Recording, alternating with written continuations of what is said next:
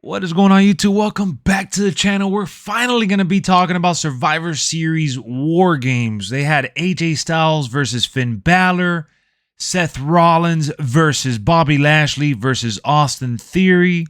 They had the Women's War Games match, and they also had the Men's War Games match, which we're going to touch base on each of them a little bit. I'm going to spend some time at the spots that I enjoyed the most, and we're also going to talk about, no worries, that Ronda Rousey versus Shotzi match, which was very forgetful, but it's Ronda Rousey. She's always going to add some cheese to it, and there's always going to be something you'll take away from it. But overall, it was just a whatever match. It doesn't really matter that it was even on the card. Some of the matches that I listed now were actually all better, in my opinion.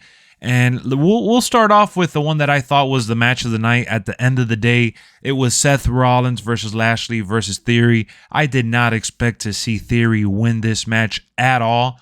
I thought it was a long shot. I thought Seth would keep that title, but it was so interesting to see how they put Bobby Lashley to look like a monster once again, and then Seth Rollins do all his acrobatic stuff, and then you had Theory being super smooth, landing all his shots and maneuvering through the match, ultimately to pull out the victory after Bobby Lashley got that spear.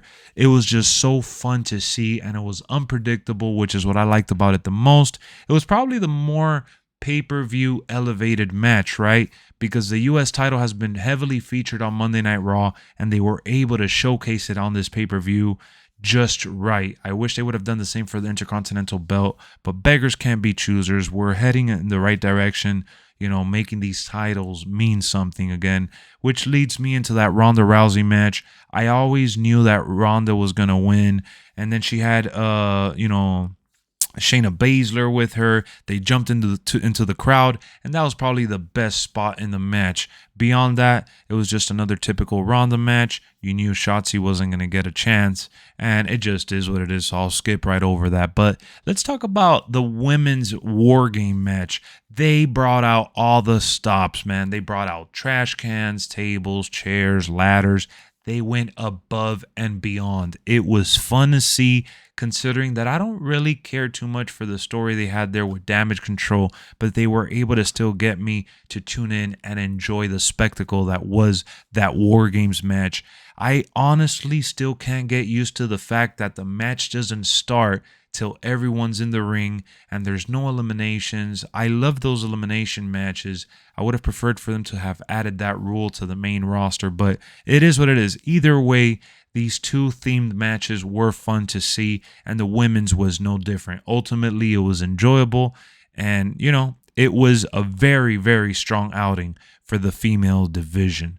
Now we're going to jump into this one. Finn Balor versus AJ Styles, I thought would have had a little more to it. Both teams did get involved, and it ended up being an enjoyable affair. But what I really loved about this match overall was the commentary selling the story, selling the connection between AJ Styles and Finn Balor. I thought that they elevated what we were watching, and they were getting me hooked for what seemed like it was just another regular Monday Night Raw match. Judgment Day has been killing it with the stories, and they've added, you know, the Good Brothers to it. So I love how the commentary came full circle at Survivor Series, and they were able to actually match it and elevate it by telling a good story, which was the common theme throughout this entire pay-per-view. I feel like the storytelling at this pay-per-view was just spectacular. Honestly, it was a pleasant surprise, because you know that lately we've gotten a lot of returns and a lot of little crazy spots that we're not used to seeing. This pay-per-view was more character driven, and it was focusing more on the interaction between these stories that we're already developing in the past couple weeks and months leading into it, which pretty much takes me to the main event of the evening, the Bloodline versus the Brawling Brutes, which included Drew McIntyre and Kevin Owens. I thought that match focused on everyone just right. I like that they put Butch in the match first because he had been in so many War Games matches, and they were able to start Jay, the right-hand man. I love Roman Reigns' mannerisms when he stopped Jimmy Uso from going into the match and sending Sammy. And I like that they didn't really focus on Kevin Owens versus Sami Zayn so much. Like, it was definitely a bright spot in the match, and it was intriguing because they were trying to tease that Sami would turn, but I'm ultimately glad that they didn't go that route because it would have been too predictable. It was expected of them, and instead they went on and buried the hatchet between Jay and Sami Zayn, and they were able to give us a well thought out, even match that featured crazy chaos as well, with tables and weapons. And it was cool, man. I thought that they didn't go as far as the women did, but you know, the women always have a chip on their shoulder. They're always trying to elevate the division, and they're trying to equal out the playing field to be like the men's division.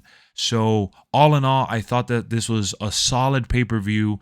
Nothing to really go wild about. It's not one of those pay-per-views that's going to go down in the history books as, you know, someone's debut or anything like that, but we'll always remember it because it was the very first War Games on the main roster. And for that, I'm going to go ahead and give this pay-per-view an 8 out of 10.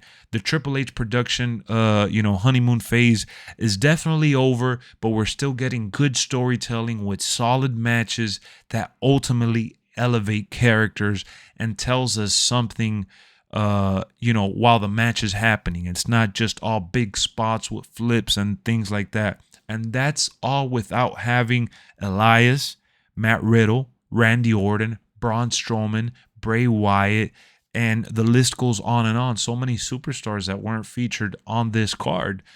Gunther's another one. It was just, it was good. It was good, all things considered. They didn't have all these talented son of a guns like Cody Rhodes, and they were still able to give us a worthy pay-per-view, especially just a couple weeks after Crown Jewel, which was also a fun show. Now it sucks because now in December we don't have any pay-per-views coming up, and we got to wait till Royal Rumble, but they left 2022 on a strong note with strong characterizations and a fun time. So with that being said, I'm going to wrap up the pay-per-view. 8 out of 10. Once again, that's my score. Hit me up in the comment section. How did you feel about Survivor Series War Games? And yeah, match of the night is still Seth Rollins, then the men's, then the women, and then the last two matches, you could throw it in however you like. But I'll see y'all real soon, man. Thank you for tuning into this review. There it is, my 3 big timers elevating the U.S. title. Can't wait to see what Theory does with that belt now that he lost the Money in the Bank finally. See y'all later.